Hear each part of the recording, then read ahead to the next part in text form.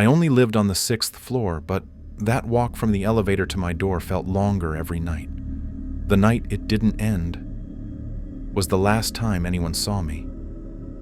I moved into the building 3 months ago. Nothing fancy, just a tired old apartment complex with flickering hallway lights and paper-thin walls. My unit was 6B, right at the end of the hallway, past the laundry room, past the vending machine that never worked. I liked it because it was quiet. Too quiet sometimes. That night started like any other. I had worked a closing shift at the diner, took the subway home, walked up the 6 flights because the elevator was out again, same scuffed linoleum floors, same burnt-out light over apartment 6F, same strange smell outside 6D like rotting oranges and cat litter. I nodded to the guy in 6E who always sat in the hallway with his eyes closed. He didn't respond. He never did. When I finally reached my door, I slipped my key into the lock, but it didn't turn. I tried again. Nothing. My key wouldn't fit. I looked up. It was my door.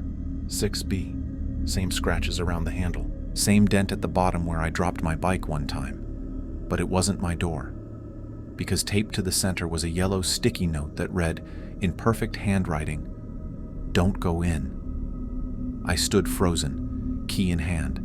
My heart thudded in my ears. I looked back down the hallway, empty. When I turned back, the note was gone. I blinked. Maybe it had never been there. Maybe I was overtired. I shoved the key in harder and turned. It opened. I stepped inside, and immediately something was wrong. The air was stale, still, like a room sealed shut for years. The lights didn't work, even though I had just replaced the bulbs. My furniture was all there, same couch, same coat rack, but everything was just slightly off. The pictures on the wall were all turned upside down. My microwave was unplugged. The digital clock on the stove blinked 00. I backed out slowly, heart hammering. That's when I noticed it. The hallway behind me had changed. The vending machine was gone. The flickering light by 6F wasn't flickering, it was glowing bright and constant. I turned left, then right, looking for the stairwell, but it wasn't there. There were only doors, lined up down the hall, each one labeled 6B. I spun in place. Every single door was mine, and the hallway stretched on, endlessly. The wallpaper pattern repeated too perfectly. Every few feet, the same scratch in the wall, the same crack in the tile. I walked to the nearest 6B, knocked, no answer. I opened it. Same apartment, same couch, same coat rack, same turned over frames. I closed it and walked to the next. Same. Next one? Identical. But the 4th door, something was different. There was a pair of shoes in the hallway. My shoes, the ones I lost last month. And when I opened that door, I heard something moving inside. I should have run. I know that now. But I stepped in anyway, slowly. "Hello?" I called out. The lights were on in this one, faint, flickering. I turned the corner into the kitchen and stopped cold. There I was, me, sitting at the kitchen table, hunched over, staring at a bowl of cereal. Except, he looked wrong. His eyes were too wide, his smile too stiff, like a wax figure come to life. He didn't speak. He didn't even blink. I stepped back and he stood up, slowly, never breaking eye contact. I slammed the door shut and sprinted back into the hallway, but now, the hallway had changed again. All the doors were gone. Just a smooth wall, stretching on in both directions, dim lights flickering above. I spun around. Behind me, one door remained. 6B, and behind it, the sound of footsteps, getting closer. The footsteps behind the door weren't hurried. They were deliberate, like someone savoring every second before opening it. I didn't wait to see who or what was behind that door. I turned and ran. Even if the hallway had no end, I couldn't just stand there. Every step echoed like thunder in that endless corridor, but I didn't stop. I passed wall after wall where my door should have been. No signs, no numbers, just a never-ending passage of dim lights and suffocating silence, until I came to a turn, a left. That hadn't been there before.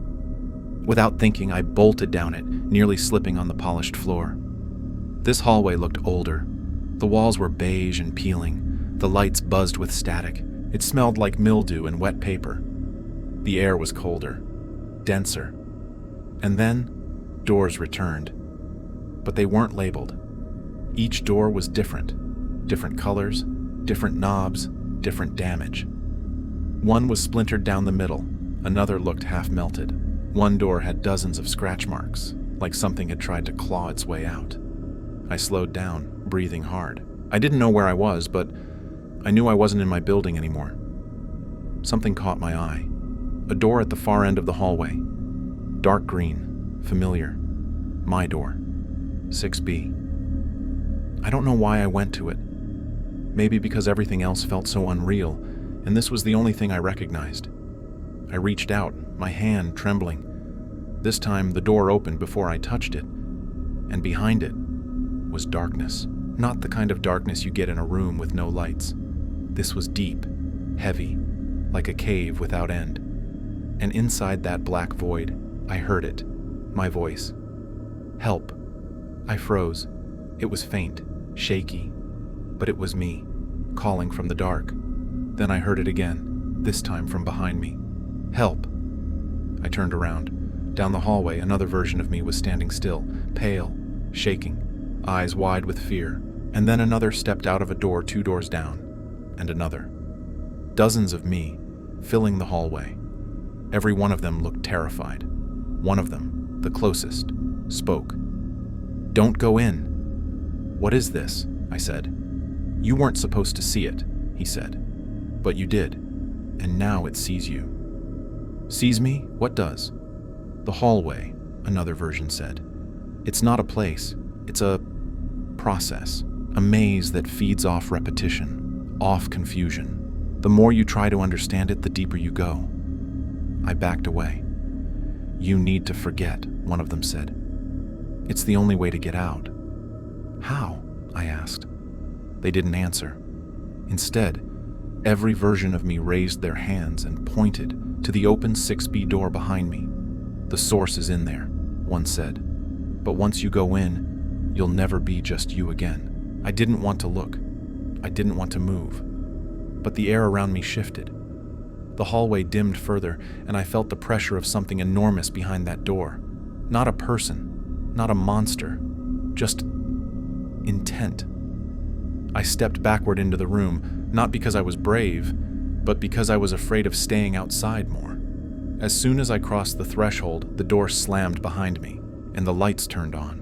It was my apartment again, but every inch of it was wrong. My couch was moving slightly, breathing almost. My photos showed me in places I had never been. There was no window, no door, and sitting in the middle of the room was a mirror, large, ornate, too clean. I stepped toward it. My reflection didn't copy me. It sat still while I moved. Then slowly it began to smile, and as it did, the walls around me began to melt. Not like wax, but like memory, fading, warping, forgetting itself. My reflection opened its mouth. "You're the last," it said. The hallway only needed one more. I screamed, but no sound came out. The floor dropped from beneath me and I fell, not down, but inward, into the mirror, into the silence, into something far worse than death. I saw flashes, endless hallways, endless versions of me, all looping, all stuck. And I understood. The hallway wasn't a trap. It was a replication machine. It collected versions of me until one was willing to replace the original. One who would smile, sit at the table, and wait. So when someone else opens door 6B, they'll see me, sitting there, smiling, and everything will look normal again. I woke up on the hallway floor. My back ached like I had been lying there for hours. The lights above me buzzed faintly, casting that same pale glow on everything. I sat up slowly, confused. The last thing I remembered was the man at the end, and then darkness. I stood and checked my pockets. Phone, keys, wallet, gone. My heart dropped.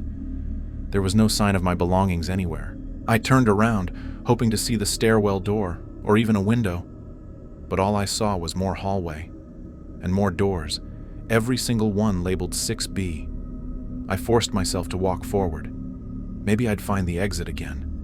Maybe this time it would take me somewhere real. But after passing at least a dozen identical doors, I stopped. My breathing was sharp. Something was wrong with the air, too still, like the hallway wasn't just silent, it was watching me. Then I saw it. One of the doors was cracked open, just slightly, like it had been waiting for me.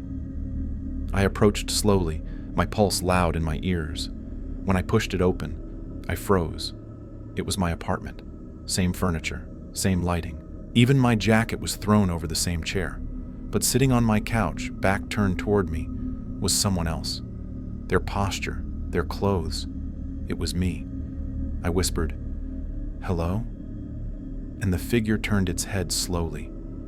The face was mine, but wrong. His eyes were wider, pupils too dark. His mouth curled into a still, unnatural smile, like a mask barely holding itself together. I took a step back. My other self stood up. He didn't speak. He just watched. Then he walked toward me with perfect calm. No rush, just confidence. I bolted. I ran back into the hallway, slamming the door behind me. My legs moved before I could think. I passed door after door after door, all still labeled 6B. Then I heard it, footsteps behind me, slow, even, matching my pace without trying. I looked back once and wished I hadn't. He was following me, not running, just walking, like he knew I couldn't leave. Up ahead, something new, a stairwell door. I didn't care where it led. I shoved it open and climbed, taking the steps 2 at a time. The staircase was old and cold, concrete walls damp with moisture, but I didn't stop moving. I had to get away from him. At the top, a single metal door, no markings, just a push bar. I shoved it open with everything I had and stepped into a hallway, my hallway, 6B again. But this time, sunlight peeked through the blinds. For a second, I believed I had made it back. My hand trembled as I reached for the doorknob of my real apartment. Maybe this time it would actually be mine. Then I noticed the picture frame beside the door. My reflection stared back at me, but I wasn't moving. The reflection was. Its smile widened slowly until it didn't look human anymore. Then it mouthed words I couldn't hear, but I could feel them. "You never left." The glass cracked. A web of fractures spread outward from the reflection's face, and without warning, it shattered. No sound, no falling shards, just stillness. Then, something stepped through the frame. It was me again. But this version wasn't pretending to be human. Its movements were too smooth, too silent, like it wasn't walking, it was gliding. I backed away slowly, heart pounding, as the figure reached for me. "Don't," I whispered. But it kept coming. It raised a hand and placed it gently on my shoulder, and in my own voice it whispered, "Thank you." Everything went black. No falling, no pain, just silence. I tried to speak, to scream. Nothing came out. I opened my eyes but saw only darkness, not just absence of light, absence of everything. Yet I could feel something moving. I realized I was walking. My feet moved, but I couldn't stop them. My arms swung, but not by choice. I was trapped in something that looked like walking, but wasn't. And then I saw it, just barely, door after door ahead of me. Everyone still labeled 6B. Now I think I know what happened. I didn't escape the hallway. I never made it out. I think something else took my place. And now I'm part of it. Part of the loop. A copy of a copy.